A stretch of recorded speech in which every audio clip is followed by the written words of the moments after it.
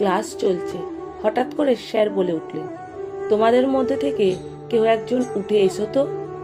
বেঞ্চের পিছন সারিতে বসে থাকা একটি মেয়ে তৎক্ষণাৎ উঠে এলো।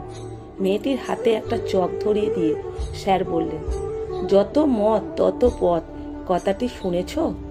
হ্যাঁ স্যার, রামকৃষ্ণদেবের মূল্যবান কথা এইটি। যত মত কথাটি ব্ল্যাকবোর্ডে বড় বড় করে একবার লিখে দেখাতে পারবে? মেয়েটি বলল, হ্যাঁ স্যার। স্যারের কথা সম্মতি জানিয়ে মেয়েটি ব্ল্যাকবোর্ডে লেখার পর স্যার ভুরু কুঁচকে বললেন, তুমি এটা কি লিখলে? ঠিক করে লেখো লেখাটা। মেয়েটি বলল, আমি তো ঠিক লিখেছি স্যার। না, তুমি ঠিক লেখনি। রামকৃষ্ণদেব বলেছিলেন, যত মত তত পথ। তুমি লিখেছ যত মত 33 পদ। ক্লাসে সবাই তো হো হো করে হেসে উঠল।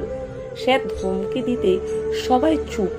তখন তারপর ছাত্রীটিকে কাছে ডেকে বললেন, শোনো মা, তোমার মনে হচ্ছে তুমি ঠিক লিখেছ, অথচ আমি দেখছি তুমি তত না লিখে 33 লিখেছ।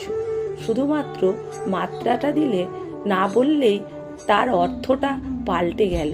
মেয়েটি মাথা নিচু করে বলল, হ্যাঁ স্যার, ঠিকই বলেছেন, আমি ভুল করেছিলাম স্যার।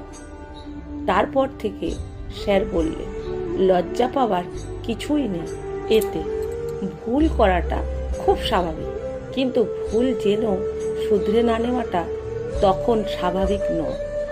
তত আর 33 অনেকটা একই রকম দেখতে, তবে এক নয়। একটুখানি একটা মাত্র না দেওয়ার জন্য অর্থটাই পাল্টে গেল। মনে হতে পারে এটা সামান্য বিষয়, আসলে তা সামান্য বিষয় না। আমাদের জীবনও তাই। সামান্য বিষয়টা পরে মারাত্মক হয়ে ওঠে।